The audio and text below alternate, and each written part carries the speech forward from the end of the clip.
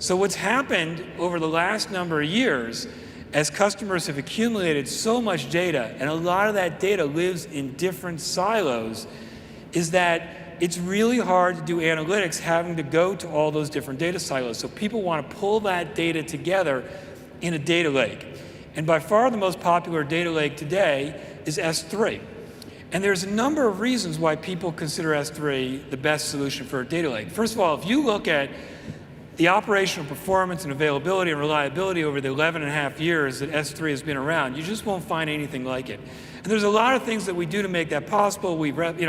We'll replicate your objects across multiple availability zones in a region, which nobody else does. And if you want to do cross-region replication, you can do it right from your current storage classes, and you can pick which regions, as many as you want, which nobody else does. It's also more secure. It's got more security capabilities. And so, it's the only storage service that lets you see every API access to every data event. It also is the only storage service that allows you to use something like Macy, which uses machine learning to classify your data into different categories, and then will let you know if there's any anomalous movement or activity to that data. It's also the only storage service that lets you operate at a fine-grained level, at the object level. The other storage services make you operate only at the bucket level. And the reason it's so useful to operate at the object level is you can set tags, editable tags, by the way, and you can do almost anything. You can tier those objects to move into lower cost storage tier, so you can set access control policies and security policies. It's the only storage service that automatically looks at all of your storage access patterns and then does analytics for you and suggests which objects you should move to a lower cost storage tier. There are more ways to ingest data into S3 than anywhere else that range from Snowball and Snowball Edge and Snowmobile and Kinesis Firehose and S3 Transfer Acceleration and Storage Gateway. And then, like I said earlier, nobody has even half of the third-party storage partner integrations that S3 has. This is why so many people are using S3 as their data lake. And you can see that if you look at Gartner's most recent Magic Quadrant for storage in the cloud, AWS is the clear leader in that top right, and everybody else is congregated kind of towards the middle. But it's not just having a great data lake that makes great analytics. You need a really broad and diverse set of analytics services. And again, you won't find anybody out here that has this collection of storage capabilities. So if you want to do ad hoc querying on unstructured data for things like log analytics or clickstream data, you can use Athena. If you want to process vast amounts of unstructured data across dynamically scalable clusters using popular distributed frameworks like Spark and Hadoop and Presto and Pig and Hive and Yarn, we have 16 of these managed frameworks, you can use EMR. If you have complex queries on structured data where you want super fast querying results locally, and you want something like a data warehouse, we have Redshift, which is one of our fastest growing services in the history of AWS. If you want to do real-time operational dashboards, you can use Elasticsearch, and our managed Elasticsearch is growing like crazy.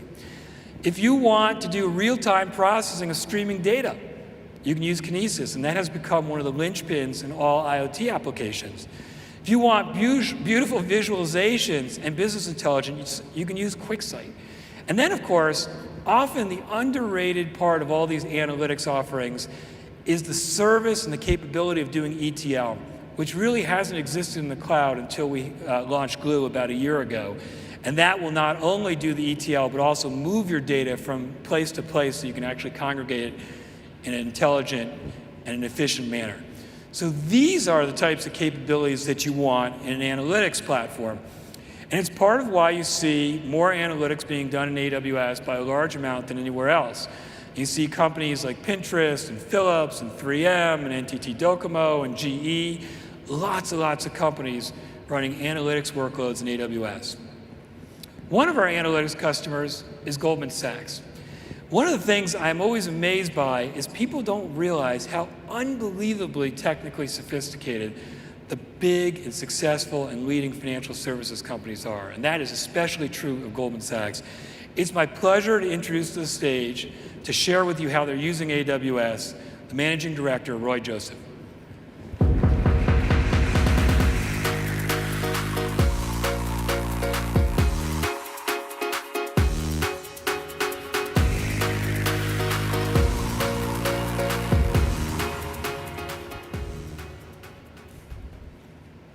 Thank you very much, Andy. It's a delight to be here, and good morning, everyone. When you think of Goldman Sachs, you most likely don't think of innovation. True, we've been around since 1869, almost 150 years. But when you think of us, we have about 33,000 employees around the world, and over 1 in 4 of those employees are in engineering. And those engineers have written 1.5 billion lines of code and over 7,000 applications, using over 200,000 servers in a cloud environment and 1.2 million cores. I hope this gives you a sense of how vibrant the technology culture is at Goldman Sachs and how much engineering we do to drive our business. Today, technology is resulting in rapid change to the financial services industry, in how we serve clients, in new offerings, and in opening up completely new business opportunities. And we believe that in order to be a leader and win, you need strong engineering, risk management, and distribution. On risk management, we aim to get the right information into our clients' hands so they can make the best possible financial decisions. And on distribution, understandably, when you think of Goldman Sachs, you think of an organization that serves large institutional customers. And that is true. However, we are looking to expand our capabilities and move into services and markets we've never been a part of before. We build, we innovate, and we enable our businesses to react to our customer needs in an unparalleled way. So let me share 3 examples with you. 1, to grow our revenues and expand our distribution. Despite not having branches on street corners, we moved into the retail segment by launching a consumer lending business called Marcus, named after one of the founders of Goldman Sachs. Marcus was built in just 12 months, completely underpinned by technology. And in 1 year, we have over $2 billion of loans with loan sizes of $30,000 or less. Many of our customers are using these loans to pay off high-interest credit card debt. This is a completely new business for Goldman Sachs. 2, to enable our clients, we use our core IP and web engineering to build a new digital business called Marquee. Marquee gives our clients direct access to our ideas, risk metrics, analytics, and liquidity. And 3, innovation to advance the financial services industry. We saw a need for a web-based cloud content sharing platform, which eventually became Symphony. We initially built this platform for internal use, but realized quite quickly that this could be even more powerful as an interbank platform. So we created an industry consortium to bring it to the market as an independent company. Now, 250,000 is on Symphony. So what is a consistent theme with all these 3? It shows how Goldman Sachs is leveraging its core strengths of risk management and technology to drive innovation, shape the industry, and expand our distribution. So one may ask, with that success, why the public cloud? Well, as our businesses continue to grow and evolve, we need to manage more risk. And that need drives a requirement for more computing power. A few years ago, we would have addressed that need by adding a field to one of our data centers. The inflection point had come for us at Goldman to make a real move into the public cloud. We wanted the flexibility, scaling, and innovation curve that the public cloud offered. However, there were some very real barriers for us to overcome. Several years ago, we developed a cloud management platform with a common operational model that managed our entire global compute footprint. And we wanted to expand that platform to the public cloud. So we built APIs to extend our control framework into the public cloud. But the real showstopper was data privacy. We are incredibly careful about our clients' data. This is central to every technology decision we make. If we were to somehow compromise that trust, not only would we lose our clients' confidence, but we may potentially face regulatory penalties, and that brand and reputation we've built over the last 148 years will be at risk. None of this was palatable to Goldman Sachs. So we needed a partner who could help us overcome these barriers. And believe me, this was not an easy sell internally. We need someone who was an industry leader, someone who had built new businesses, someone who had a track record of innovation, and someone who excelled at execution. And that is why we chose AWS. Now, before we could move anything to the public cloud, we had to be comfortable that our sensitive data sitting at a third-party location would be secure. And even though we trust the partner that we choose to work with, we could not get comfortable without us still having control. Think of it, this is like you having a safety deposit box at the bank. You may trust the bank to hold your valuables because they have security guards and doors and vaults, but in the end, you want to have your own key for access. We explained our problem to AWS, and immediately they sprung into action, partnering with us to define the requirement for a bring your own key, BYOK architecture. Now, some of the really great things we got out of AWS's BYOK solution were immediate detection of anomalous behavior, greater transparency into AWS's operational model. Now remember, this was new to us, and having a real-time indicator and historical logs allowed us to apply the trust but verify model to key management. And by the way, having BYOK natively in AWS also simplified our stack. It allowed us to have fewer external components, leading to less complexity, lower latency, and easier troubleshooting. Let's talk a little bit about our working with AWS. The AWS team was a pleasure to work with. Even though they were on the West Coast, we felt like they were in the same room on the East Coast with us. The engagement was iterative, and they treated our concerns and requests with a sense of urgency. And AWS's flexibility, innovation, and collaboration in providing a solution helped us to leap over a huge hurdle to take advantage of the public cloud. Now, this BYOK solution is not just good for Goldman.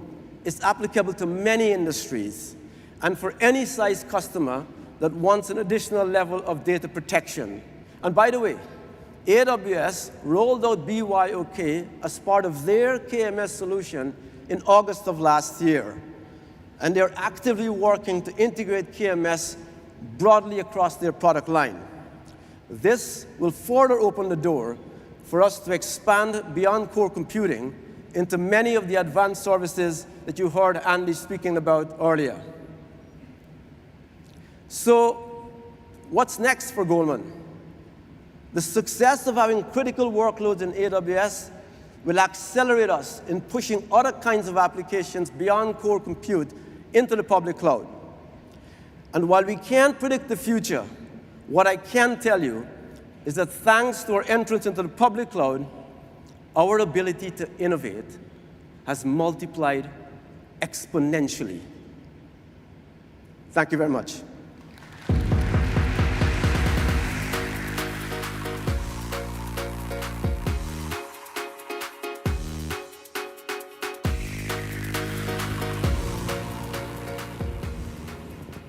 Thank you, Roy. that was awesome, and it's really an honor to be working with Goldman Sachs, and we have learned a lot already from them, and you heard them talk about bring your own key.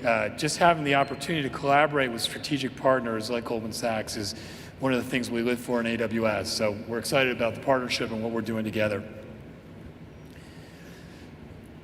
So if you think about what people want in analytics, they really want to be using S3 as their data lake. They really want a broad array of analytics services. They want the right tool for the right job. And because so much of what we do is driven by what customers tell us they want from us, and we deliver frequently when we get that feedback, customers tell us a lot of things. And let me share with you one of the things that they're asking us for in the analytics space today. So if you think about it, most customers use S3. However, they store a lot of data and objects that when they're doing analytics, they only need a portion of the data in that object.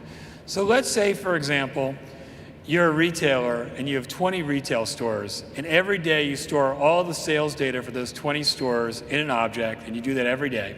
And then somebody comes to you and says, hey, could I get the sales data for the last 30 days for just one of those stores? Well, what you usually have to do is you have to pull out the objects for the last 30 days, all those objects, which have data from the 19 other stores that you're not trying to get analytics from.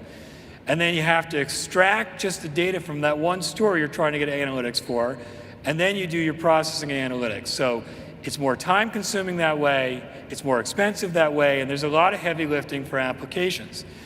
And people said, well, is there a way that I can just pull out the data that I want, just filter the data that I want to move faster and spend less when I'm doing analytics and my applications are accessing S3 as a data lake?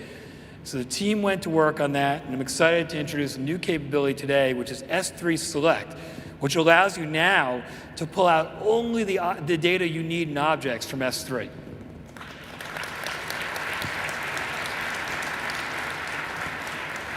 So S3 Select dramatically improves the performance and reduces the cost of applications that are querying S3. And you really now can have the ability to pull out just what you need from those objects. And you can filter the data using standard SQL expressions like select and from and where. And this speeds up and lowers your cost pretty dramatically, in many cases up to 400%. Let me give you an example. So let's take a query here. It's going to be a Presto query, and it's going to be run against a standard TPC DS dataset. And that's TPC DS is a standard benchmark for analytics and SQL queries, and it's what everybody uses, except for Oracle when they make up their own benchmark the night before their keynotes. But everybody else uses TPC DS. And in this query, this is 6 subqueries with each containing a table, 3 aggregations, and 4 filters, where they're trying to pull out just what they need. So when they have to pull out the object as a whole, they run the query, and they get about 8 seconds, which is pretty fast. Then they pull out, they use S3 Select to just filter the pieces that they need from that query. That same query takes 1.8 seconds, 4.5 times faster.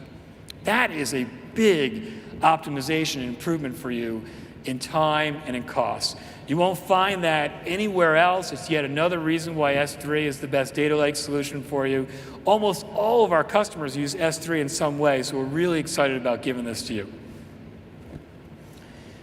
Now, we've talked about S3 as a data lake, but one of the things that's interesting is that we have this other really large now storage service, this archival storage service called Glacier, which is storing a large amount of data, in part because it's an even lower cost option than S3. So if you have data that's not frequently being accessed, you want to move it to Glacier, and a lot of customers have been doing that. But one of the challenges with any of these archival storage solutions is it's just really, really hard to query. It takes a long time. You have all the same problems I was mentioning earlier around not being able to pull out just the data you want.